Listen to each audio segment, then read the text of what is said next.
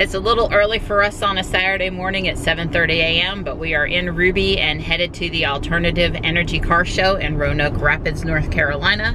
We are first headed to the Rocky Mount Supercharger to meet up with other Tesla owners and then drive the last little bit from there north up into Roanoke Rapids. So should be a great day.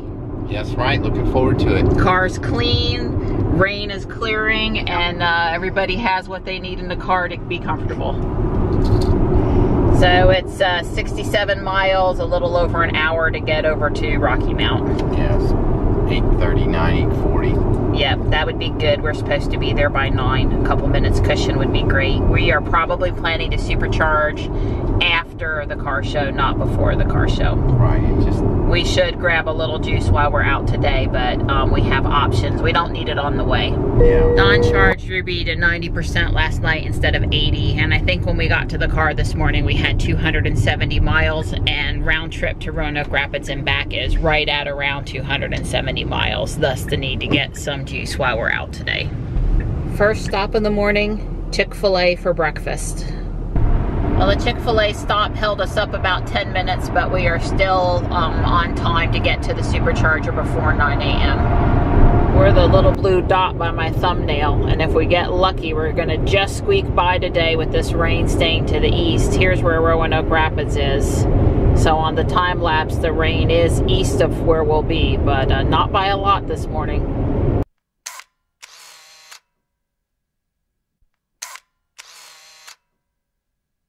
We're fixing to leave the supercharger. We got just a little bit of juice. We may still have to plug in on the way back coming through. It doesn't matter. We have 3 here, but 3 are registered for the event, so that's cool.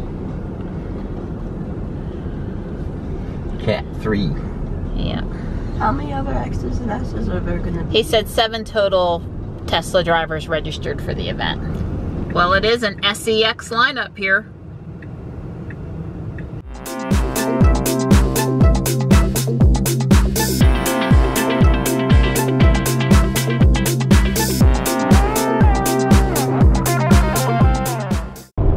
Well, unfortunately, we're not getting as lucky with the rain staying east as we had hoped.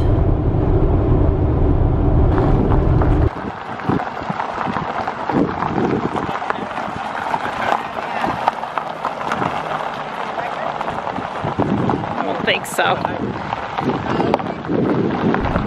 Very cute.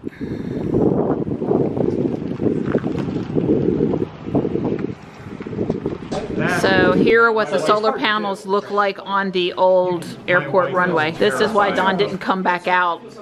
He's found the snacks.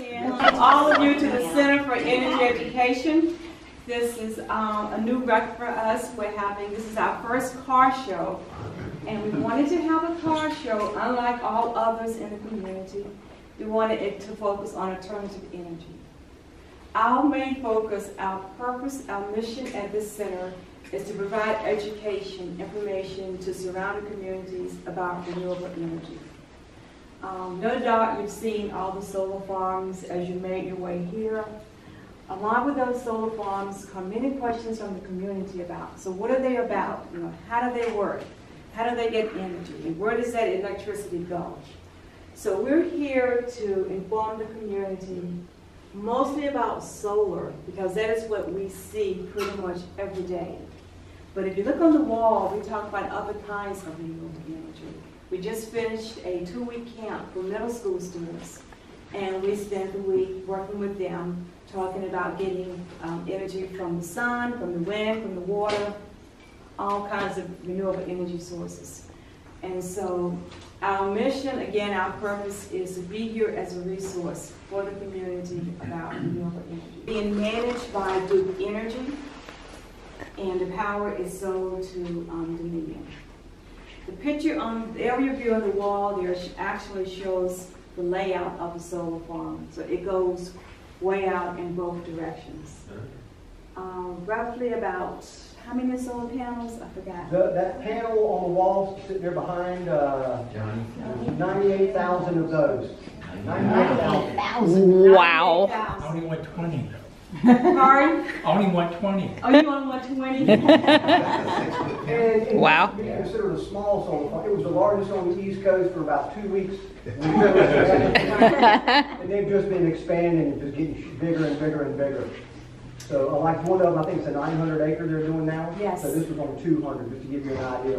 The 98,000, blow that up even more now. So we have about 7 solar projects that are in different stages in this area. But as Jason said, this is one of the first ones to be built, and it was commissioned in 2014. Yeah. How many solar farms are there in North Carolina? They seem to be every 10 miles. Gosh. In We're like North the third Carolina, biggest. I don't know how many, but I know that for North Carolina, we are somewhere between 2nd and 3rd in solar capacity in the country. And there is a website that you can go to, Yeah. and it's like a Google map, and it has a pin on every solar farm in the state. Wow. That's right. And there are a lot, 100 Yes. or more. And I don't mean, I mean these kinds of. Yeah. Big ones, big ones, not, yeah. Yeah. Yes. Yes. So how many megawatts was this one again? 20. Okay. Is the state still doing the tax incentives for the solar farms? Is the state still No. doing? Jason, why don't you come on? Introduce Introduce One of the yourself. things that got our state so huge in solar is that there's a 30% federal, which is still in place right now, 30% tax credit federal. Right. And then North Carolina had an additional 35. So you could get in the cost for 35% of the cost is what it was costing. So we were the prime place to come put solar in. And the state tax credits have gone away. So that kind of slowed rooftop down a little bit, but the solar farms, they still finding ways to make good money. So they're still putting them in. And what's Jason's role? I teach solar out at the college, well, here as well. Okay. And which college is that? Halifax Community College. So we offer classes, workforce development training opportunities for communities. We just graduated 97 students who completed a course on the construction of solar farms that included safety as well. Jason taught that class. We teach people that want to learn to do the operations and maintenance on the solar farms. That's his class. We do a lot of partnership with Halifax Community College. We also use teachers in local schools to run our summer camps, summer programs for teachers in the community. So we're trying to reach out to different pockets in the community throughout the year. We have a workshop for even public officials because they're the ones that have to approve, authorize solar farms in communities. So we have 4 workshops a year just for public officials, and we cover A through Z. You know, why are they attracted to this area? What are the legal things to consider? How solar farms are constructed?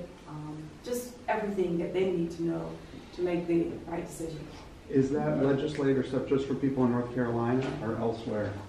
I'm sorry? The sessions for legislators, is that just for people in North Carolina or elsewhere? Our classes are pretty open. I mean, we've had some officials from Virginia as well. It's just people that can get here are the ones that we're reaching out to. But I think over the years, we're going to reach out to other states and county officials as well. Are you doing any kind of agricultural cooperatives? Because I've noticed that, like General Electric in their fields, the goats and sheep and all kinds of stuff feeding off the grass. And We are looking into that a lot. We haven't actually gotten here to this area. That is something that we would like to do as soon as we can get everyone feeling comfortable with having the solar farms and the sheep, I think it is. Goats kind of eat everything, is my understanding. yeah. Devouring everything. But that's something we hope to do. But we also have the little building out there Oh, yeah. for the little small outbuilding you see out here. It's basically a false roof. Well, it's a building actually. But that's really for us to, if you walk around to the front side, if the rain breaks enough to get outside, if you walk around out front, you'll see the racking on the front. So that's what we'll be teaching students to do rooftop installations as well. Out here we have a microgrid that will power the building, and so we'll be generating our own power here. We don't get any power off the field out there. And then we're looking back over there. We have 44 acres here, Around 50 acres. 50 acres, I'm a physicist, by the way. I'm looking to do something with storage, with batteries. So send me some support letters to Tesla, they get a Powerwall or something to experiment with. But we hope to look at new types of batteries and just to grow in terms of technology and community outreach. Now, I'm Mosie's husband, by the way. And we grew up here. Actually, when this was in the airport, when I was that size, we used to sneak over here and look inside the planes. So we grew up just across the other side over there. Since you're a physicist. Uh-oh, I shouldn't have said that. Yeah. So with a spinning generator, right, you have to have a place to put the electrical output, because, or you don't start it up, right? Yeah. So the consumption issue, there's the consumption issues that Germany's facing and so forth. What are the issues here? Because the sun comes up, it's making electricity, and if it has nowhere to go, what happens? Yeah, those, and Jason can speak to this too. Those are really, really, really tough issues because the grid, the national and international power grids were designed for inertial systems, which are those spinning generators. Yeah. And what happens here, if there's a cloud, it clears over the sun, you get an immediate, 10 megawatt dump into this, and then it can go away just as fast. And so there's a big international effort to try to figure out how to modernize to get to the smart grid that you can handle these non-inertial power. Okay. So what happens now is we wing it. Really? Yes, I mean you're constantly balancing, and there's one of the big distributors is what's called PJM. You can go to their website and they have real time on what they're doing with power, and you can if you put a weather map up on your other side, you can see that they're constantly switching power around because power is unique in the sense it's there, there's no way to store it except for battery, so it's instantaneous. So that is it's called deep integration. That's the technical term for it. Okay. I'll have a look on the website. Okay, so now we're really going to do it. Solar came to the area looking for a place to build a solar farm. They made an arrangement with Halifax County that if they could lease this land for 25 years to build a solar farm, they would also provide an education and training facility for this community and surrounding communities. So this building is donated to Halifax County by a solar company called GNX Solar. GNX Solar is a land development company. They are based in Charlotte, North Carolina. So they donated this building to the community. We've gotten contributions from Duke Energy for our classrooms. Dominion has contributed to some of the, furniture in the building. And another company, solar company called EDF, is providing an outside exhibit area for us. So you might say that a number of solar companies are helping to donate this building to the community. You said that these bricks look like cement, but they're not. And tell me the story about these bricks again. The building is made out of them. Yes. This is what's called aerated autoclave concrete. Okay. And the way they make it is they take concrete and they heat it in an autoclave. They put in aluminum spheres, little tiny balls of aluminum. The aluminum melts and then it pops. The gas comes out. And so you can see the little pits in it. So it's concrete with air? Yes. Okay. Yes. And so it's essentially, if you look at styrofoam, it's just styrofoam instead of concrete material instead of plastic. And so it's very energy efficient and very light. And another thing you can do with this is you can cut it with a knife. So you don't have to drill it or that sort of thing, you just cut it. Okay, so be strong and pick it up for me so I can really see how because you did that a while ago, but I missed it. Yeah, he's basically got a finger here, 2 fingers for balance. That's cool. Let me show you an example. Okay. Is there some place where we can actually see that it's part of the wall? Yes. We're having a sale on that one. Oh, in the closet, that makes total sense. Oh, wow. So it is stacked just like cinder blocks, yeah. They're just stacked. And you know how when you lay blocks, my father was a brick mason. Sure. And they take the hammer and they chip it and it comes out just right. Oh yeah, I've watched them. And he never learned to do that. He used to just cut it with a saw to make the right size. And you can see it's just stacked in. Yeah, it is. It is very awesome. So is there silicone or mortar or what's in between the blocks? Nothing. Nothing, just basically sitting there. Put in a little glue sometimes to just make a crack, you know, sure. something. But they're just sitting on one another.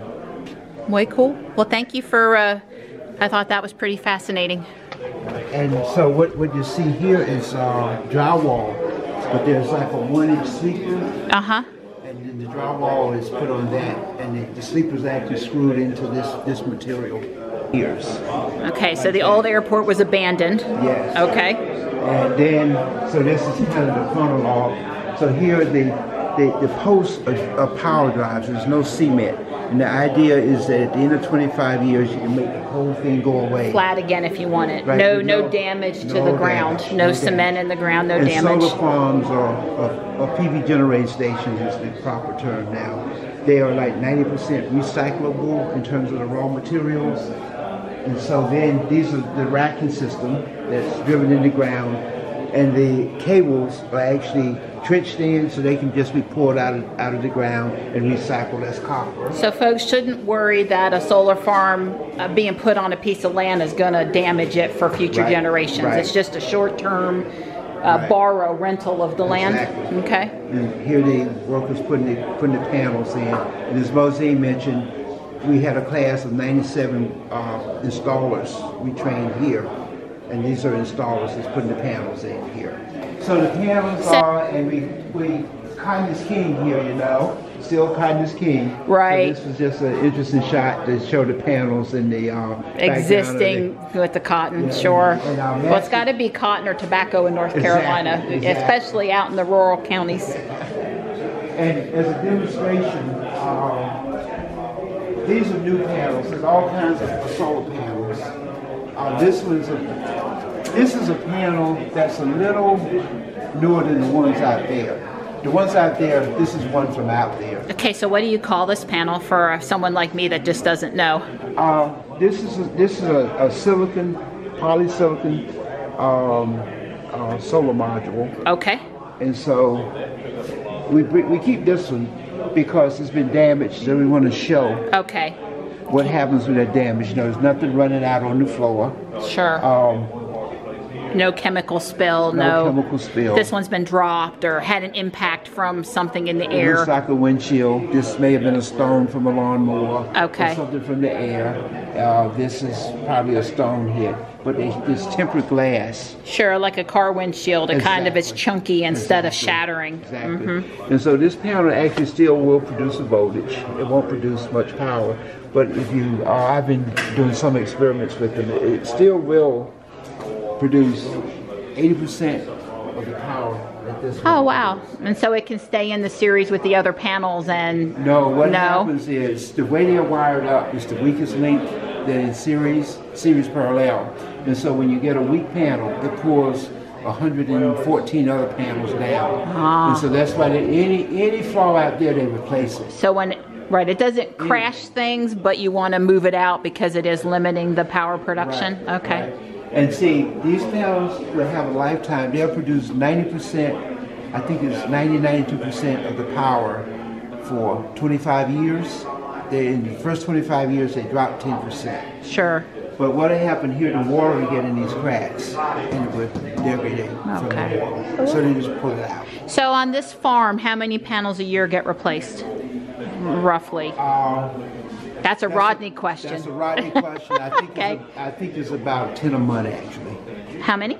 10. Oh, so a minuscule number, a small number. It's not like we're out there once a month replacing a lot of panels. When they see them, they pull them out by the day. Okay. And because so they do maintenance like every N number of days or? Oh, they're constantly doing maintenance because the other equipment, the inverters, for instance, this is what He's talking about that now. That's the inverter over there. So the Tesla's actually doing wireless Ethernet radios to each individual array. I heard this was important, Rodney. This is the inverter that transfers the power into a usable... Yes, ma'am. So it will take in roughly about, and just his maximum is 1,000 volts DC. Okay. And he will put out 480 volts AC, 3-phase. But the MPPT on this is for the entire string. They balance maximize the power output from each at a string level, not at a panel level. Typical homes now are doing at a panel level. They do microinverter type MPPT microinverters on each panel, so that each panel is maximizing its output, and then they're throwing all that to the grid. Of course, at 240, not in a single phase, not right. And this is 3-phase residential, right? Residential. That's right. That's what I was trying to say. Well, I told you, I know there's a difference. And when you get to the grid scale, what's important versus the home, that kind of stuff, 480, because then this gets stepped up by the substation you were talking about that, is that the output of this 20 megawatts, is probably going to hit a substation not too far from here, and it's going to be jacked up to what, 560,000 or whatever, depending on what the distribution is. Yeah, whatever the distribution is, right. And that's the cool part. If you want to go over here, I'll show you that real quick. Love to see it. I had a quick question. Sure. How many panels a year on the farm get replaced? Do they get... if they're cracked and like... You spend much time fixing the panels or replacing the panels? You don't just shut the string down and it goes bad? Actually, with the bypass diode, we can kind of say, one's not bad. One's not bad. Right. When he's not happy, then we go in and say, figure it out. But on average... Just guess. Yeah, well, that's what Mosine's husband said. Right. Yeah, about 10 he thought, but he said to check with you because you was the man on the replacements.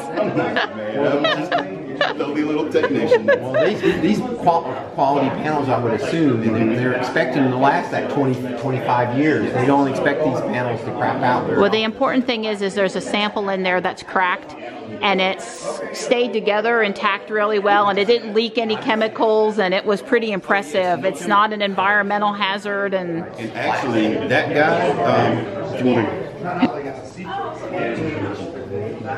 That's this first one. Oh, I see it, yeah. Looks like a bird hit it. Actually, that's a rock. Lawnmower rock. Yep, lawnmower tossed the rock. And the coolest thing about this guy, he still works. Right, yeah, it's just... His integrity is now compromised. Right. That's the only thing. Once water seeps in... Yeah, water's going to get in there, that's right. Corrodes the connections, then, of course, we get Are these shorts. Like Panasonic, LG? Do you know who makes the panels? These are ETs. ETs. And we use 305 watts and 310 watts. Okay. And we have a separate section that uses the chint, and they also use 305s and 310s. Right. Are you in heaven, Donnie? Talking all of this energy stuff. It's great. But yeah, wait. So if somebody wanted to get in on the summer camp for next year, what would they do? Just call this office, and we'll be happy to enroll them in the summer camp. Okay. How many students did you have this year, if that's not a secret? We had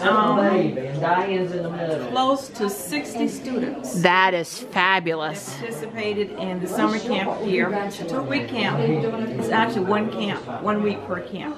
Okay, but you had 2 sessions. Okay. We also have camps in Mecklenburg County, Virginia, in Washington County, North Carolina, in Edgecombe County, and there's one other that I don't remember. So we have them in surrounding counties in North Carolina and Virginia. Johnny went to an energy camp in Wake County that's only open to 6th graders, so not this summer, but last summer for a week. And he's a rising 8th grader, and he probably would have loved it out here. He would have thought it was great. Did you do some off-site as well as here, or was it all on-site stuff? You mean for the camps? Uh-huh. We took the students, most of the camp work was done here, activities, but we took the students to Raleigh to the museum. Okay. The natural sciences, yes. Or, okay. Yes, sure did. Okay, well they used to have a vault inside the museum on the first floor, and it's since been removed. They had it opened up where you could see the battery pack in the vault and stuff, and they've since removed that. I was a little sad to see of all the things they took. They, you know, I guess it was lived its life, and they put in a new exhibit. But With okay. our camps, we try to give the students projects to make every day.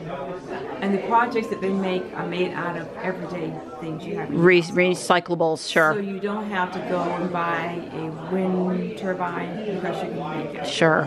So that's our goal. Because Okay. we live in a sort of a lower income community. Sure. And we want students to go home and to use the materials and make things there. Well, it sounds awesome. Sounds great. I know Johnny enjoyed the one he went to, and I'm sure the kids up here had a fabulous time too. We had a wonderful time. We had some return for the second week of camp. Okay. But, that's great. So I thought this was really cool. In 2016, solar employed more people in the U.S. than oil, coal, and gas industry combined. And I assume that's true. And that is like a wow. So I thought I'd better get out here and open up Ruby since we're the only X, just in case anybody really wanted to see her. Was having such a good time inside. But it's called... Johnny is doing a great job being an EV ambassador and explaining Ruby to people. He's such a good kid. Okay, so 2 months ago when I ordered my car, we did a vote. I wanted to do red or blue. My daughter said red, no, you can't do it. My wife said no, can't do red or blue. So we all agreed on the midnight silver. But it was just, my son said no comment. He didn't want to get involved. So we're in Ruby ordering our Model 3 from the Tesla MCU in the Model S. And I basically just was willing to take silver with rear-wheel drive. And black seats, because that's all it comes with right now. That would be good enough for me. But this one, You can't have silver. I'm sorry. It's like, Don't tell Sherry I said that. well, We've been talking about it back and forth for 2 months. Don't make me sound bad on the camera, Donnie.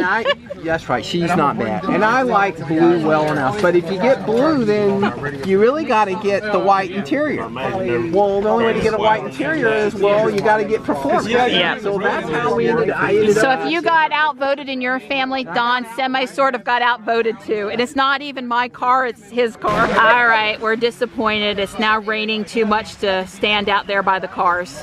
Thankfully, Zeb has this wonderful little tent for us. Because Rodney wants to see the light show. And it is fixed again. The last update made it work again. Unfortunately, the light show beats like 3 beats of the music and quits 3 times in a row, even after an MCU reboot. So we're a no-go with the light show. I'm sad. They're all sad. They were waiting. They were waiting. I'm so sorry. So these Aero wheel covers have had plasti-dip done. 2-part process, right? One for the black and one for the silver. And there's a great video out there, and I'll put a link in my video description in case you're interested. She's very sad. This is how I feel about Ruby not doing the light show for people that want to see it. I'm very sad. When I go for my service appointment Wednesday, I'll be sure to mention it. I know there was a software update that accidentally, I think, killed the light show, and I thought I had the fix for it on, so I don't know. Well, other than the rain, which really didn't damper our event too much, we've had a really good time up here.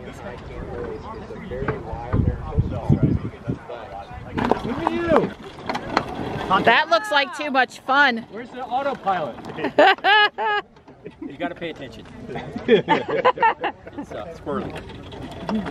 So Johnny is opening everything so he can do a close off for Rodney because, you know, we can't do the show. Yep.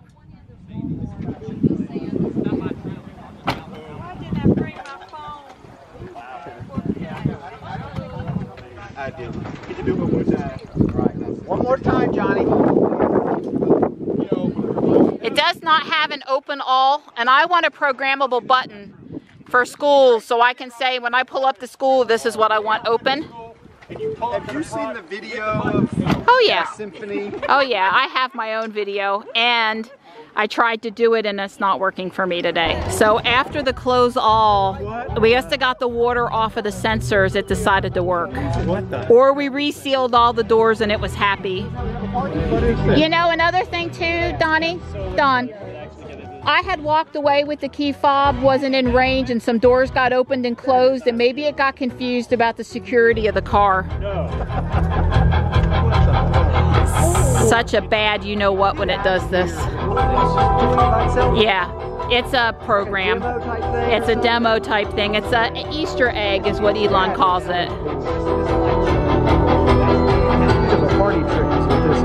This is an attention getter to open up a dialogue about alternative vehicles. Right, okay. That's how I see it. It's a good one. Is that the upgraded stereo? Yes, it is.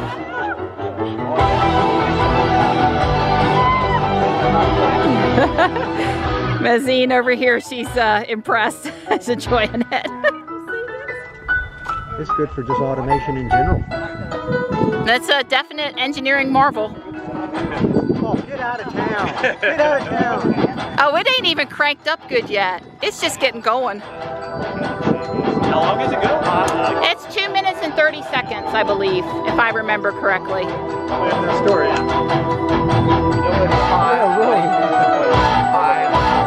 It might have cost a mile.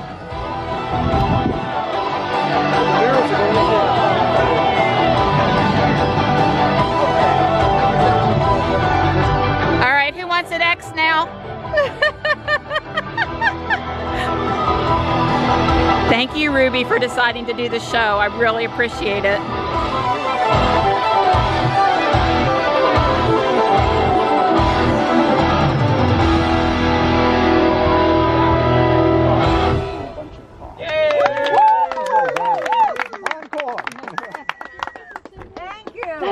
Thank you, Ruby. So we had an awesome time, and thankfully Ruby pulled out the light show, so that was good. We are headed with some of the other people at the show to eat Mexican, and I'm hungry because it's 1 o'clock in the afternoon now and it's time for some lunch, right?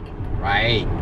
Absolutely. So an interesting statistic that Rodney told Dawn is if you pictured 819 houses with solar on their roofs, that's the size of this farm. Right, but this one is different. This one doesn't have great big massive inverters. Each of the strings, there's 19 solar panels on a string, and then I counted them, there were like 6 strings into each inverter. So there's, yeah, that's quite a few, 114 panels.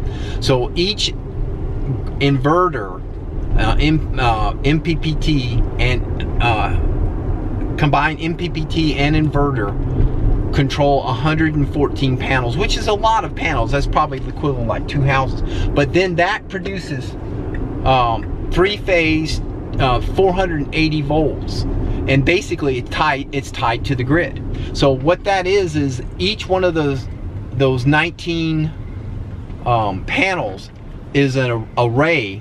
Is basically a grid-tied inverter similar to what you'd have in your house. In other words, this doesn't have these great big 1 megawatt inverters or 2 megawatt or 5 or 10 megawatt inverters. It doesn't have that. It basically has, it would be large for a home, but a much smaller inverter, and they have 819 of those inverters out there.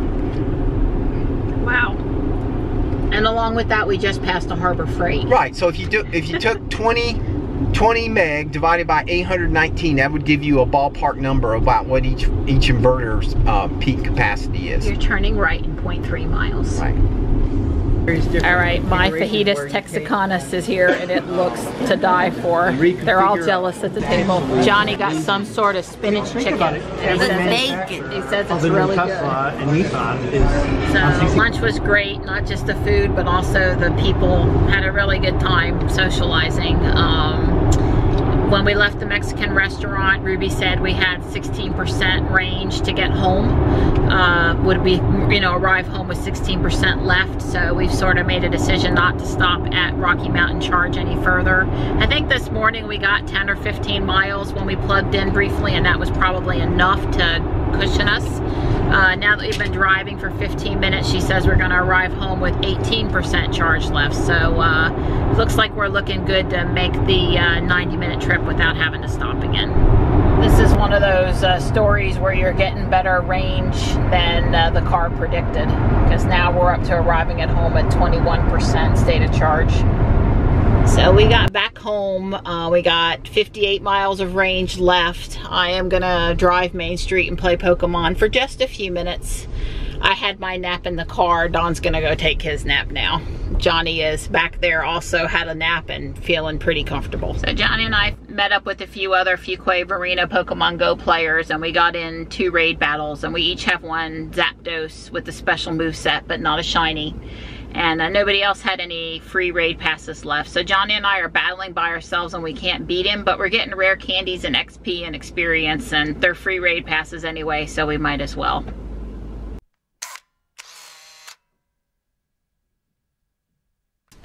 Well, 157 miles since we supercharged in Rocky Mount. I'll pull the total trip numbers from Teslafy.